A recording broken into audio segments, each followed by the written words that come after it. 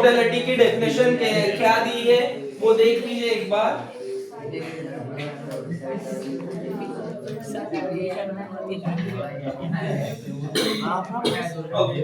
Infant mortality rate, infant mortality की definition क्या है पहले आपको सीधे लैंग्वेज में बता देता हूँ। इन्फेंट का मतलब होता है चाइल्ड, इन्फेंट का मतलब होता है चाइल्ड, मोर्टेलिटी यानी डेड, मोर्टेलिटी का मतलब होता है डेड। अब ये दो शब्द आपको क्लिक हो गए तो आप डेफिनेशन खुद बना सकते हो। क्या बोल रहा है? इन्फेंट का मतलब होता है चाइल्ड और मोर्टेलिटी का मतलब होता है डेड होना।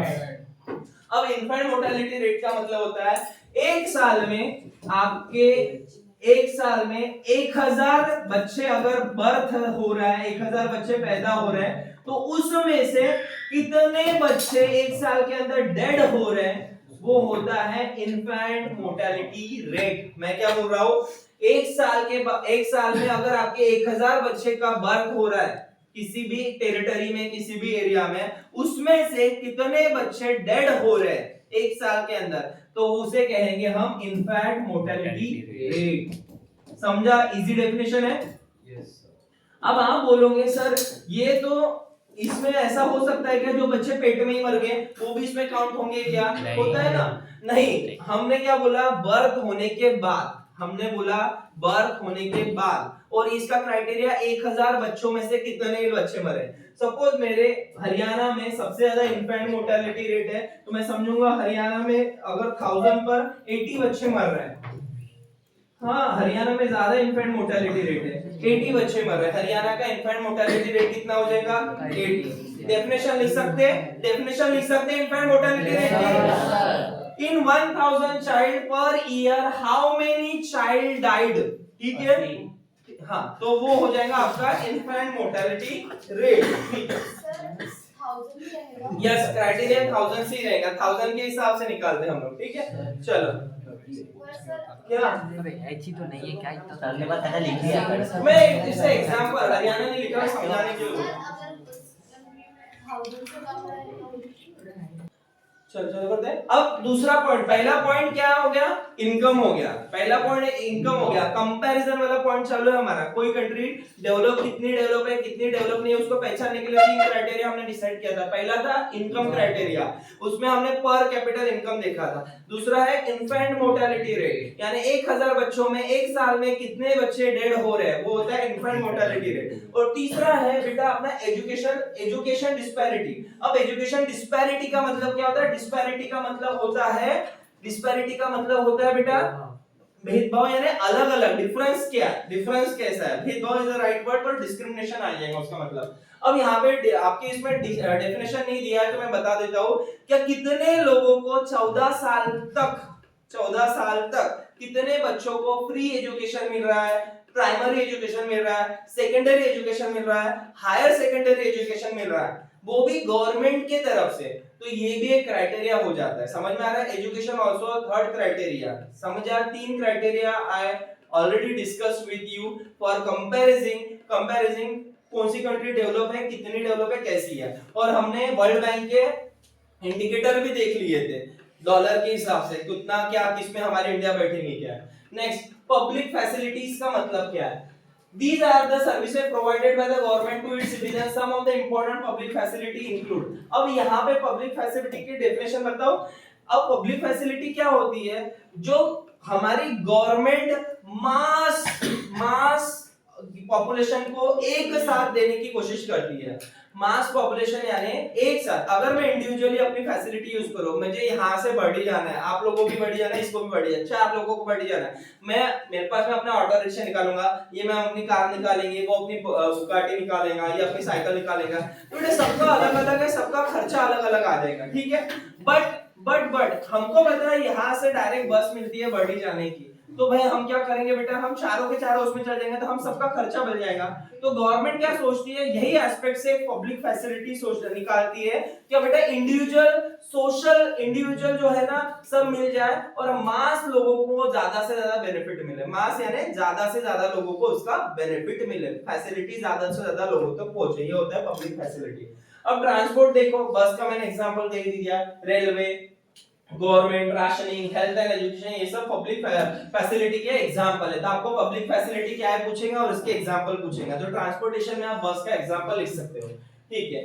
Income limitation, higher income doesn't guarantee access to essential service like clean environment, unadulterated medicine और protection from the disease.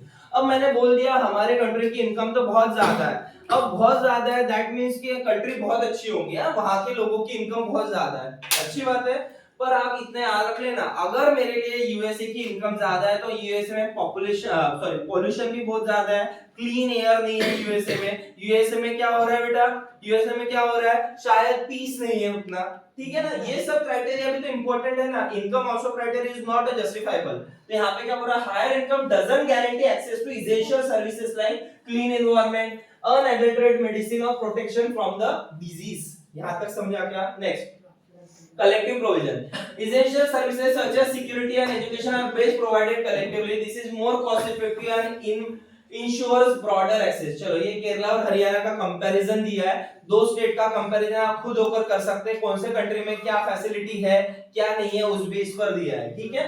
Kerala और हरियाणा में देखो, केरला का इन्फेंट मोर्टेलिटी रेट अच्छा होगा या हरियाणा अच्छा है, ज्यादा किसका है?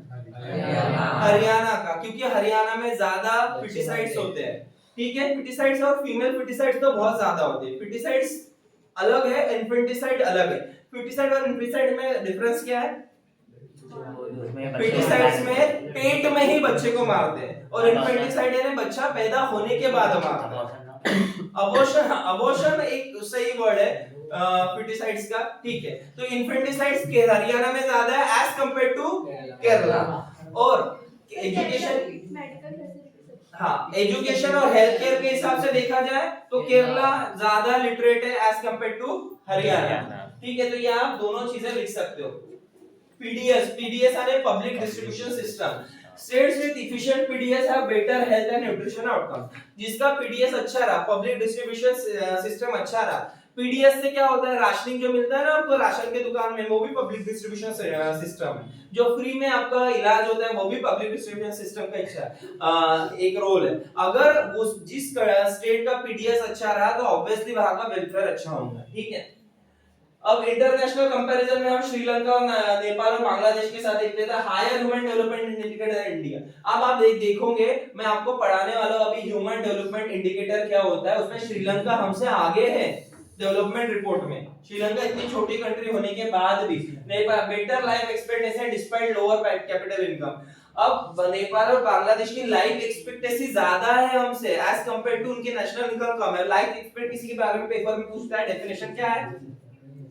लाइफ एक्सपेक्टेंसी की डेफिनेशन क्या है पेपर में पूछते हैं, हमारी लाइफ कितने इयर्स की है। Life expectancy, life year of expectancy, यानी हम ज्यादा से ज्यादा कितने साल तक जी सकते हैं।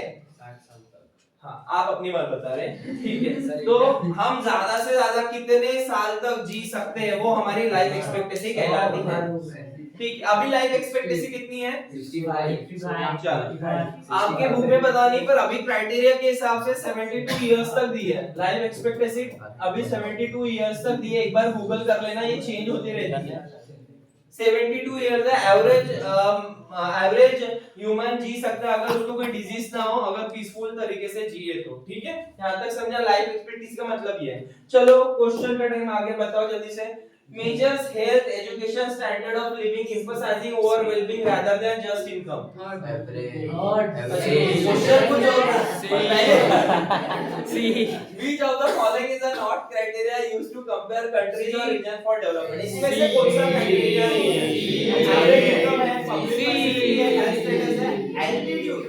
Altitude का मतलब होता है ऊंचाई, height. तो ये altitude आएगा इसमें? नहीं सर, ये altitude नहीं आएगा, बहुत इजी क्वेश्चन था। अब आता है हमारा ह्यूमन डेवलपमेंट रिपोर्ट।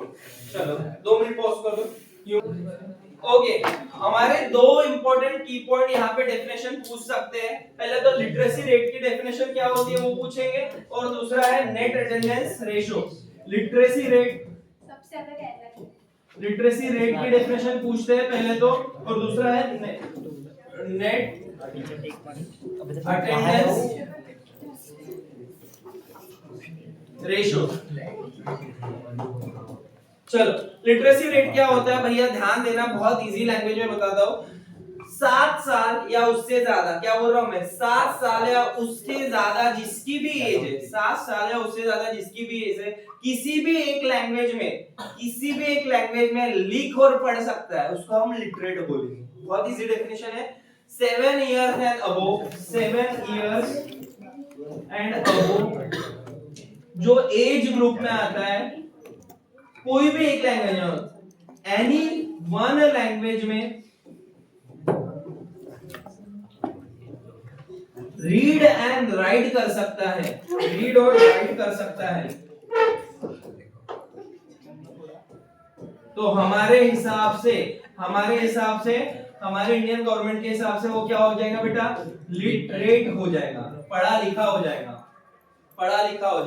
क्या करना चाहिए, सिर्फ अगर उसको हिंदी आती है तो हिंदी लिखना और पढ़ना आना चाहिए, तेलुगु आती है, हिंदी नहीं आती तो भी चलेगा, उर्दू आती तो भी चलेगा, कोई भी एक लैंग्वेज उसको लिखना और पढ़ना आना चाहिए, 7 साल से बड़ा होना चाहिए। अगर ये सब कंडीशन फुलफिल हो गई तो हमारे हिसाब से वो लिटरेट हो गया, और इसी का रेशो हमारा लिटरेसी रेट कहलाता है। ठीक है। नेट अटेंडेंस रेशो क्या होता है, 14 से 15 साल के बीच में, जो भी एज ग्रुप के बीच में जो स्टूडेंट्स हैं या जो भी एज ग्रुप में है, वो एक्चुअल स्कूल में अटेंडेंस कितना लगाते हैं, एज कंपेयर टू 14 से 15 साल के एज में कितने लोग हैं। 82%। अगर मेरे समझा 14 से 15 साल के ग्रुप में 100 लोग हैं, उसमें से सिर्फ 25% लोग ही स्कूल अटेंडेंस लगा रहे हैं, तो हमारा नेट अटेंडेंस रेशो कितना हो जाएगा, 25 हो जाएगा। समझ में आ रहा है ना, ये होता है नेट अटेंडेंस रेशो और लिटरेसी रेट। पेपर में पूछता है दोनों की डेफिनेशन। मैं चांसेस बता देता हूँ, पेपर में डेफिनेशन किसकी पूछ सकता है, infant mortality rate, literacy rate, net attendance ratio, life expectancy, national income, पर कैपिटल इनकम, ये सब क्राइटेरिया है, इसकी डेफिनेशन पूछने के चांसेस बहुत ज्यादा है। अब नाउ हमारा सेकंड लास्ट टॉपिक हो जाएगा human development report. Human Development is the annual publication by the United Nations Development Program। UNDP की एक रिपोर्ट होती है। UNDP यानी यूनाइटेड नेशन का एक डेवलपमेंट प्रोग्राम है। ये यूनाइटेड नेशन का हेडक्वार्टर का है, यूएन का हेडक्वार्टर क्या है, न्यूयॉर्क में है, यूएसए में, वहां पे इसका हेडक्वार्टर है। यूनाइटेड नेशन एक ऑर्गेनाइजेशन है। न्यूयॉर्क की स्पेलिंग अच्छा गलत हो गया, देख लेना, ठीक है, स्पेलिंग देख लेना। हमारे यूएसए में है। ये क्या करती है ना, यूनाइटेड नेशंस बहुत सारे कंट्रीज वहां पे खुद को रजिस्टर किया है। अब इसके अलग अलग प्रोग्राम्स रहते हैं, उसमें से एक प्रोग्राम है यूनाइटेड नेशन डेवलपमेंट प्रोग्राम। वो हर साल एक रिपोर्ट पब्लिश करता है, वो रिपोर्ट का नाम है ह्यूमन डेवलपमेंट रिपोर्ट। अब नाम ही समझ में आता है क्या, एक्चुअली डेवलपमेंट किस कंट्री में कितना हुई है, कंट्री की डेवलपमेंट से ज्यादा ह्यूमन की डेवलपमेंट कैसी है उस कंट्री में, उसके बेस पर एक रिपोर्ट पब्लिश करता है और उसको रिपोर्ट के हिसाब से रैंकिंग देता है। अब रैंकिंग देता है फर्स्ट सेकंड थर्ड ऐसे रैंकिंग देता है, और वो रैंकिंग कैसे बेस पर देता है, उसके कुछ इंडेक्स रहते हैं, उस बेसिस पर रैंकिंग देता है। वो इंडेक्स क्या है, रैंकिंग क्या है, वो आगे पढ़ेंगे। Health education. Very good बेटा। It provides insights into the global development issues and trend focusing on improving human well-being। तो ये चार चीजें रहती है ह्यूमन डेवलपमेंट। और ranking of countries based on health, education and income. Actually 3 है, health, education और इनकम, ये 3 क्राइटेरिया है, इस बेस पर ये रिपोर्ट पब्लिश होती है। उस कंट्री में उस लोगों के हेल्थ के लिए कितना खर्चा किया जाता है, हेल्थ कैसी है, एजुकेशन कैसा दिया जा रहा है, इनकम का क्राइटेरिया कैसा है, इनकम डिस्पैरिटी तो नहीं है, ये सब चीजें देखकर दिया जाता है। Thematic focus, each report explores specific things like inequality, sustainability, gender equality and climate change. तो हर रिपोर्ट जो आती है ना, उसकी एक थिंग रहती है, क्या बोलते हैं, एक थीम रहती है। थीम यानी उसके हर साल एक रिपोर्ट की एक थीम दी जाती है। समवन प्लीज गूगल करो क्या इस साल 2025 के ह्यूमन डेवलपमेंट रिपोर्ट की ये क्या है। मेरे हिसाब से चॉइसेस ऑफ मैटर रहेगा, एआई रिलेटेड कुछ थीम है, प्लीज कोई गूगल करो। एक थीम रहती है 2025 की ह्यूमन डेवलपमेंट रिपोर्ट की थीम क्या है, मेरे हिसाब से चॉइसेस ऑफ मैटर नाम की कोई थीम थी, choices of matter in AI age, ऐसा कुछ था। तो हम थीम भी देख लेते हैं। 25 की 26